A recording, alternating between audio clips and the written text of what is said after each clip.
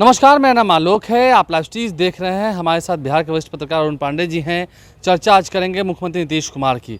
मुख्यमंत्री नीतीश कुमार और तेजस्वी यादव दोनों राजनीति के धुर विरोधी, कुछ समय पहले तक साथ थे, 6 महीने पहले तक साथ थे। नीतीश कुमार मुख्यमंत्री थे, तेजस्वी यादव उप मुख्यमंत्री थे। इसी साल जनवरी महीने में महागठबंधन टूट गया, नीतीश कुमार एनडीए में आ गए। लेकिन पिछले दिनों जब तेजस्वी यादव की मुलाकात हुई नीतीश कुमार से पटना के मुख्य सचिवालय में, तो चर्चाएं शुरू हो गई। हालांकि सूचना आयुक्त को लेकर के बैठक होनी थी। हमारे साथ अरुण पांडे जी हैं। नीतीश कुमार ने तो आज साफ कह दिया, जब जेपी नड्डा पटना आए थे बड़ी मीटिंग भी हुई है। तो अब साफ तो कह ही दिया है। अब इस पर कहाँ सवाल है। मतलब अभी 6 महीना पहले आपने बताया कि एक घटनाक्रम हुआ, नीतीश जी पलटी मार दिए, तो कितनी बार पलटी मारेंगे। यही उनकी इस पलटी मार से उनकी खुद की छवि धूल धूसरित हुई है। भले ही वे कुर्सी के लिए कहें, अपनी सुविधा के लिए कहें, राजनीति के लिए कहें, अब वो पाला बदलते हैं, दोस्त बदलते हैं। अब आज तो जेपी नड्डा जो बीजेपी के अध्यक्ष हैं, केंद्रीय स्वास्थ्य मंत्री हैं, उनके साथ आज आईजीआईएमएस में मीटिंग थी। उद्घाटन किया है आई हॉस्पिटल का। हाँ, आई हॉस्पिटल का उद्घाटन किया गया और उसी समारोह में मुख्यमंत्री ने ये बात दोहराई कि अब हम पलटी नहीं मारेंगे। 2 बार उधर चले गए। हाँ, 2 बार उधर चले गए, गलती हो गई, अब हम यहीं रहने वाले हैं। तो इस तो बात तो लगातार आपको याद होगा, लोकसभा के चुनाव में तो हमेशा कहते रहे कि हो गई गलती। प्रधानमंत्री के साथ भी जो मंच साझा कर रहे थे तो ऐसी बात कहा करते थे। इसलिए मैं हमेशा कहता हूं कि देखिए, अब तो राजनीति कोई नीति, सिद्धांत, विचारधारा की राजनीति नहीं ना है। अब राजनीति है सुविधा की, कुर्सी की राजनीति है। और टाइम फैक्टर के हिसाब से जब जैसा समय परिस्थिति बनती है, उस हिसाब से लोग राजनीति में दोस्त बनाते हैं, पाला बदलते हैं। नीतीश जी, लालू जी या बीजेपी की ही बात क्यों करें। अभी आपको याद करेगा, यदि आप नीतीश जी का पलटी मार की बात करते हैं, अमित शाह जी यही बिहार में कई सभाओं में कहते थे कि नीतीश कुमार जी के लिए मेरा बीजेपी का दरवाज़ा बंद है, आना भी चाहेंगे तो नहीं आ पाएंगे। हाँ, खुल गया दरवाज़ा। तो उसको भी आप क्या कहिएगा, वहाँ भी तो पलटी मार नहीं इसको कहिएगा। तो इसलिए अभी पलटी मार की जो राजनीति, इसलिए कहे अभी लालू जी, नीतीश जी, कांग्रेस विरोध की राजनीति वहीं से न शुरुआत हुई थी। जेपी मूवमेंट, जेपी के सब राजनीतिक शिष्य और सब चले गए। लालू यादव तो सब साथ थे, जेपी के अनुयायी थे। हाँ, तो कांग्रेस की बात कर रहे हैं कि कांग्रेस के विरोध की राजनीति से फिर कांग्रेस के साथ हो गए, दोनों साथ हुए। लालू जी भी हो गए। हाँ, तो आज भी साथ आज भी साथ है। इसलिए आज जो नीतीश जी कह रहे हैं, भरोसा कीजिए, करना चाहिए। अब तो चुनाव की चर्चा होगी, विधानसभा का अगले साल चुनाव होना है। अभी चंद दिनों में किसी दिन घोषणा हो जाएगी 4 विधानसभा सीटों के लिए चुनाव होना। कब तक पाला बदल का खेल होता रहेगा। अब चुनाव हो जाने दीजिए, इसके बाद देखिए। अभी चाचा भतीजा की जो आप भेंट अभी तुरंत चर्चा की आपने, सचिवालय में वो राज्य सूचना आयुक्त की नियुक्ति को लेकर बैठक थी। उसमें लाजमी है विपक्ष के नेता, उस कमेटी की 3 सदस्य कमेटी है जिसमें चीफ मिनिस्टर, विपक्ष के नेता और एक मंत्री होते हैं। उसी बैठक को लेकर गए थे। हम मीडिया वाले लोग भी धन हैं, ये हम लोग बात का बतंगर कर दिए माने लगाने की, फिर चाचा भतीजा मिले। अरे भाई, राजनीति में कोई प्रधानमंत्री और राहुल कहीं कोई मीटिंग में मिलेंगे तो अब इसका भी अर्थ दोनों मिल जाएंगे, बीजेपी कांग्रेस मिल जाएंगे।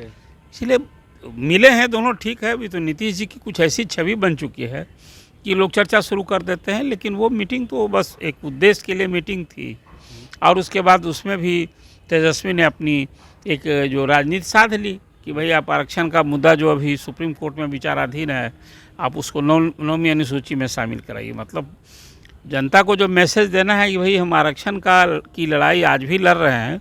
जो बिहार में 50% की सीमा को बढ़ा के 65% किया गया, हम अभी भी लड़ रहे हैं। और नीतीश जी ने भी कहा कि भाई अभी तो सुप्रीम कोर्ट में मामला विचाराधीन है, अभी कुछ हो नहीं सकता है। इसलिए नीतीश जी का आज का जो संबोधन है, उन्हीं बातों को दोहराए। अब नीतीश जी ने इसके पहले क्या कहा है, आप उसकी बात करेंगे। उन्होंने पहले भी बहुत कुछ कहा है। अब कहा ही है, इसी आप असेंबली परिसर में आप बात कर रहे हैं। असेंबली में नीतीश जी ने क्या कहा था कि हम मिट्टी में मिल जाएंगे, बीजेपी के साथ नहीं जाएंगे, और क्या क्या। तो इसलिए आवाज बीजेपी के साथ हैं। इस राजनीति में सब चलता रहता है। देखिए, आज के बयान को भरोसा करना चाहिए। अब सिर्फ हम यही आज कहेंगे। नहीं, सूचना आयोग की जो बहाली हुई उसमें जो जानकारी है, जब आदेश भी निकल चुका है, प्रकाश कुमार जो एबीपी न्यूज़ में थे और ये संपादक थे यहाँ के, उन्हें जगह दिया गया है। नीतीश कुमार ने एक नया ट्रेंड शुरू किया। नहीं, एक अच्छी बात है ना। देखिए, नौकरशाह से दिगर तो कम सोचते हैं नीतीश जी। लेकिन सूचना आयुक्त में इसके पहले भी 2 जर्नलिस्ट बनाए गए थे। फरजान अहमद साहब थे, अरुण वर्मा थे, अब वो फिर प्रकाश कुमार को बनाया गया है। तो ये तो बिल्कुल एक अच्छी पहल मैं मानता हूँ इसको।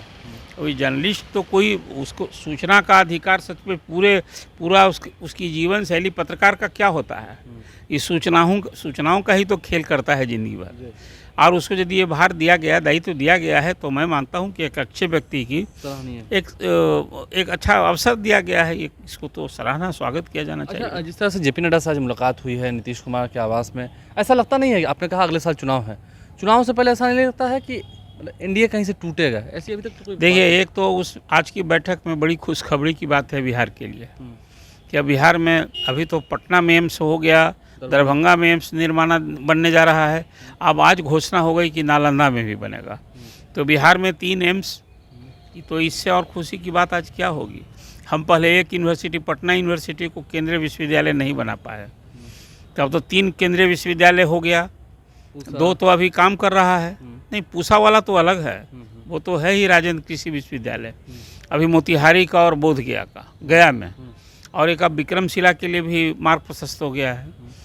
अब उसी तरह से एक पहले ही जब पूसा यूनिवर्सिटी भी केंद्रीय विश्वविद्यालय हो गया, तो इस तरह से यदि बिहार के लिए अब एक पटना यूनिवर्सिटी की बड़ी चिर लंबित मांग है, राज्य सरकार कहती रही है। मुझे लगता है कि ये मांग भी डबल इंजन की सरकार को, खास जेपी नड्डा भी तो उस यूनिवर्सिटी के जुड़े रहे हैं, उनके कहीं रहने वाले हैं? पटना के रहने वाले हैं। पटना में उनका लालन पालन सब कुछ हुआ। उनके पिताजी यहाँ विभागाध्यक्ष थे कॉमर्स के, बाद में वो रांची यूनिवर्सिटी के वीसी बने।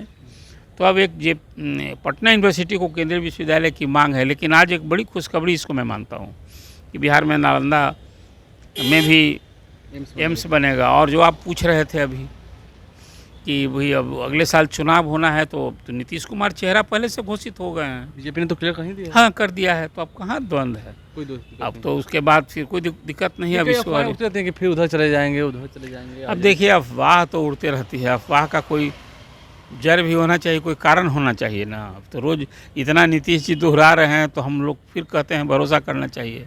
नीतीश कुमार जो बार बार कह रहे हैं, इसका मतलब साफ दिख रहा है कि नीतीश कुमार रहेंगे तो एनडीए के साथ ही। नीतीश कुमार ने आज साफ साफ कह दिया है खुले लफ्ज़ों में जेपी नड्डा के सामने क्या कुछ बातें हुई हैं, हमने आपको वीडियो के माध्यम से सुनाया है, समझाया है। देखना ये है, अगले साल चुनाव है, उससे पहले 4 सीटों पर, इमामगंज, तरारी, बेलागंज और रामगढ़, इन 4 सीटों पर उपचुनाव भी होने हैं। वहाँ पर एनडीए का परफॉर्मेंस क्या होता है, इस पर हमारी नज़र बनी रहेगी। आप लाइव स्ट्रीम से बने रहें। अब नालंदा में भी एम्स हॉस्पिटल बन जाएगा, एम्स बनकर तैयार होगा। जेपी नड्डा आज पटना में ही रहेंगे, कल वो दरभंगा भी जाएंगे, मुजफ्फरपुर भी जाएंगे, गया जाएंगे, भागलपुर जाएंगे, जहां पर वो चल रही कई कार्यों का निरीक्षण करेंगे। एम्स अस्पताल भी जल्द बनकर तैयार हो जाए दरभंगा में, ये नीतीश कुमार ने आज मांग रखी है और साफ कह दिया है अब हम नहीं जाएंगे उधर। 2 बार गलती हो गई, अब गलती नहीं करेंगे। राजनीति संभावनाओं का खेल है, कभी भी कुछ भी हो सकता है, तो तैयार रहिएगा। हमारे चैनल को सब्सक्राइब कर लें, साथ साथ फेसबुक पेज भी लाइक करें। धन्यवाद।